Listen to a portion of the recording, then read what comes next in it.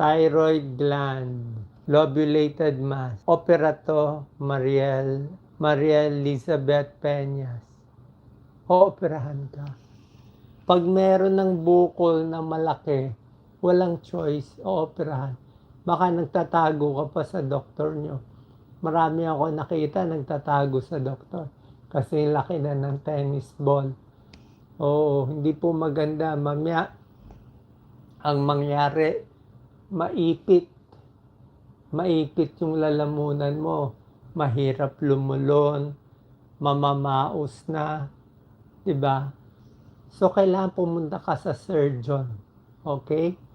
Pwede sa ENT or sa surgeon. Ako, sa surgeon na lang. Oo, pa-check.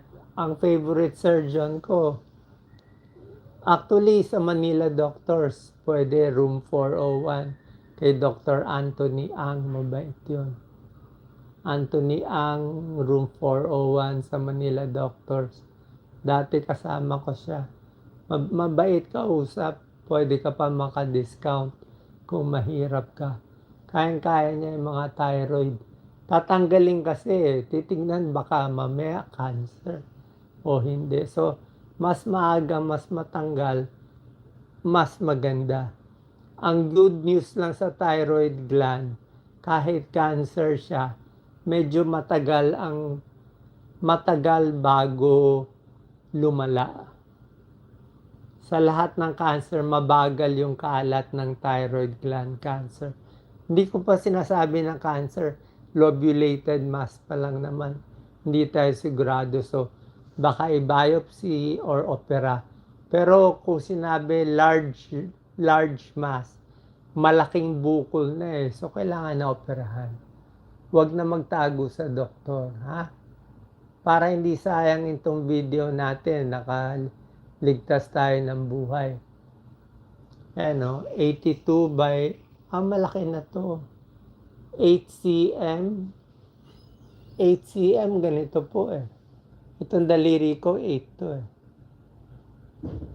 Ganito kalaki. Mga ganyan kalaki. Malaki na, usli na. Nakalunok ka pa ba? Paano yan? Mamaya hindi ka na makakain. Mas maaga, huwag matakot. Easy surgery lang yan. Madali lang yan. Punta tayo sa hospital. Dapat may PhilHealth ka. Okay? Sana ma-convince ko. Thyroid gland kasi talaga. Kaya dapat mag-check kayo ng thyroid. Diba? I-check ang thyroid gland ninyo. Ganito po, dito makikita nyo kung may bukol. Pwede nyo hawakan, makikita nyo. Inom kayo ng konting tubig, hawakan dito, tapos lulunok. Pag merong laman na nakakapa, usually nakikita naman eh. Kung may bilog na maliit, nakikita. Tapos papa-thyroid ultrasound tayo. Papa-ultrasound natin. Doon makikita sa ultrasound kung anong klase siya. Okay? Mahal na mahal ko po kayo. Try ko mag-live ng basta okay ako. Kaya lang may darating akong PET scan. Natatakot na nga ako. Baka sabihin kumalat na naman yung bukod ko. Wala tayong magagawa. At least natulungan ko kayo ngayon. Cancer in the neck. Baka thyroid na yon. I did not ask him. All I know it was his neck. He recovered, sabi ni Miles Salvador. Tama yan. Yan nga sinasabi ko sa inyo. Basta bukol. Actually nga, may kasabihan ng mga surgeon eh. Kung mabibigyan tayo ng isang klaseng cancer, ayaw natin yan pero kung mamalasin magkakaroon, pinakamaganda yung cancer sa thyroid. Mabagal kumalat. Mahahabol pa yan. Tsaka pag natanggal yan, totally cured ka na. Is the lump on the back benign or not? Depende. Usually, bilog lang siya na malambot, rubbery. Pag ganoon, hindi siya cancerous. Pero pakita mo na rin sa surgeon. para sigurado. Okay? Pinapanood niya lumang videos ko. Oh, okay. Pareho rin naman yung advice ko noon tsaka ngayon eh. Dinadagdagan ko lang ng bagong pag-aaral. Kasi hindi naman gano'n nagbabago yung medisina. Carol Bernabe, thank you so much. Chit Hernandez says hi. Hi din sa'yo, Chit. Thank you so much. So yan, na topic na natin diabetes, na topic na rin natin ang thyroid cancer, may bukol. Yan ang gusto ko eh.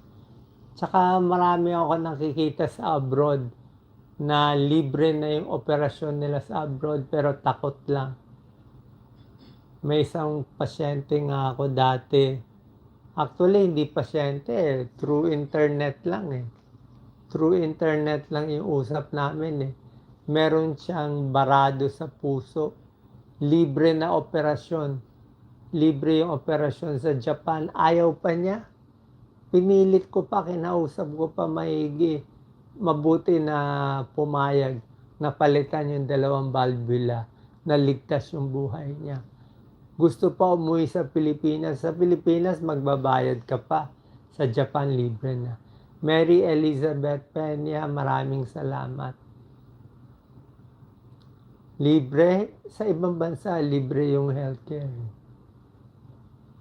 Lump on the left side, si Sanian. Okay, pag may lump ka, first step natin, kung gusto mo, pwede ka muna pumunta sa ENT doctor. That's one step. Pero kung sure ka sa thyroid, pwede ka na magpa-ultrasound ng thyroid. Sa laboratory lang, ultrasound of the thyroid. Huwag matakot, walang choice eh. Baka usually yung mga lump naman, karamihan benign lang yan. Karamihan benign lang yan. So, at least alam mo na pag benign. Pero hindi natin malalaman hanggat hindi ka nagpapa-ultrasound. So, ultrasound, check tayo sa ENT doctor. Okay na. Mary Elizabeth Peñas, A360. Thank you so much. Marami takot sa doktor, di ba? How are you? So far, ganun lang. Okay. Meron ako mga lumalabas na rashes from chemo, dermatitis. Manhid kamay ko, manhid pa ako from the chemo. Lahat na nagkikimo, ganyan eh. Si Doc Lisa, manhid din yung paa. Sabi niya, parang lumulutang.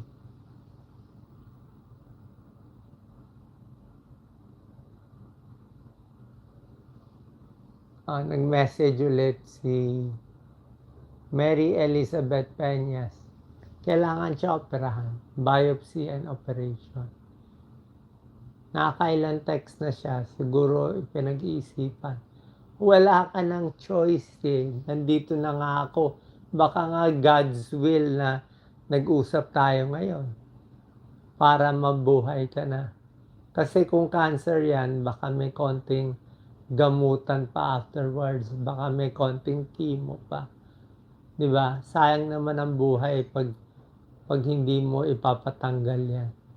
Malaki, no choice eh, tatanggalin. T4 is for, hindi ko alam kung normal yung ganong T4. Oo. Pag normal lang T4 free TSH mo, okay lang yan.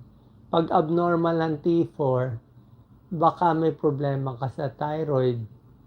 Diba? Baka hyperthyroid yan. Papacheck tayo sa endocrinologist. So, thyroid gland, endocrinologist, pag yung mga hyperthyroid or hypothyroid. Pero yung mga bukol, surgeon yan or sa ENT, pareho pwede mag-opera. Marami talaga takot magpa-opera. Now, tatanong ko lang kay Elizabeth, magpapa-opera ka na ba? Naka-schedule na ba? Yes, my lump is 12. Anong 12? 12 12 bukol, 12 ang size, millimeter. Oh. So, simple lang. Balik lang tayo sa doktor. Tsaka, kung hindi kayo hiyang sa isang doktor, kung feeling nyo hindi kayo kampante, ito sikreto, lipat kayo ng doktor. Hanap kayo nung tingin. Kasi hindi naman Diyos ang doktor eh. Meron dyan, alam nila. O, namamaos na nga, hindi na nga makaswallow. So, wala nang choice. Andrea De Jesus. Thyroid malalaki, hininto ang maintenance. O, pag malaki na yung hyperthyroid, baka hyperthyroid to eh. Binigyan ng Tapasol. Kailangan tuloy. Nakamamatay ang hyperthyroidism. Ayoko kayo takutin. Pero yung thyroid na hyperthyroid, mataas T3, T4, mababa ang TSH, nakakamatay yun. Magkakaroon ng heart failure, mapapagod yung puso. Thyroid kasi accelerator yan eh. Yan ang accelerator ng katawan. Pag hyper yan, lahat mabilis. Napawisan ka, manginginig ang kamay, puso mo, heart rate, baka 120 heart rate, pati regla magugulo. So, kailangan talaga ituloy. Yan ang problema sa maraming kababayan natin. Yan, nakita mo sa mga tanong. May gamutan na siyang maintenance sa thyroid, hininto pa. Diba? Ang maintenance sa thyroid, tuloy-tuloy po yun.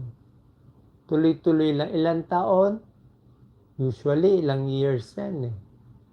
Ilang years yan eh. Minomonitor yung T3, T4, TSH. Titignan ng doktor kung pwede na babawasan yung gamot o itigil balang araw. Okay? Marami talaga matigas ulo.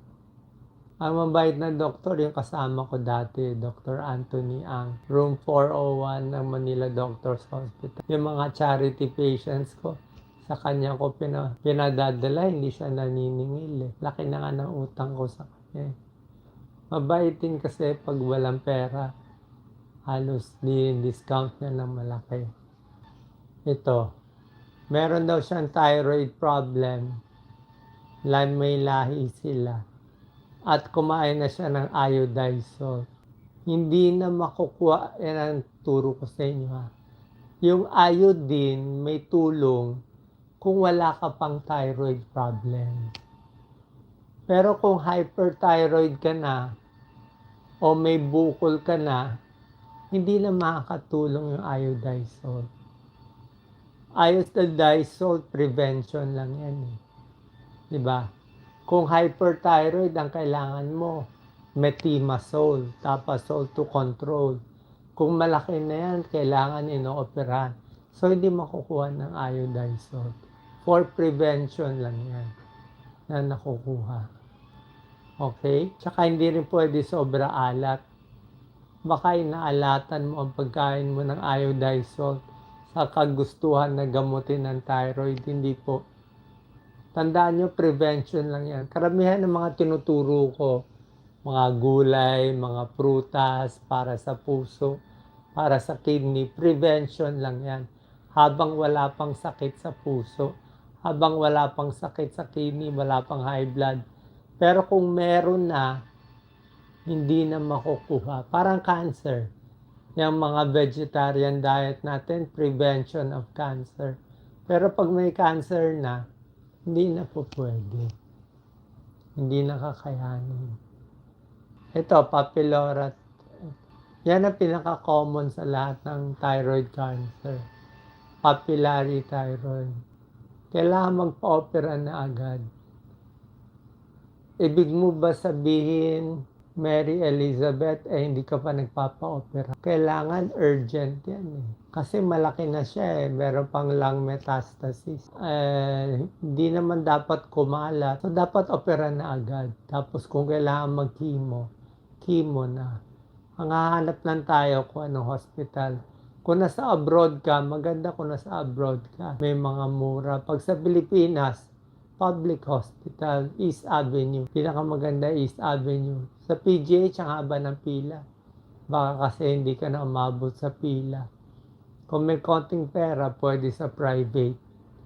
Yung binanggit kong doktor, okay po yun, si Anthony Ang. Oh, mabait na doktor. Minsan may nakikilala ka talagang mga charitable na doctors din.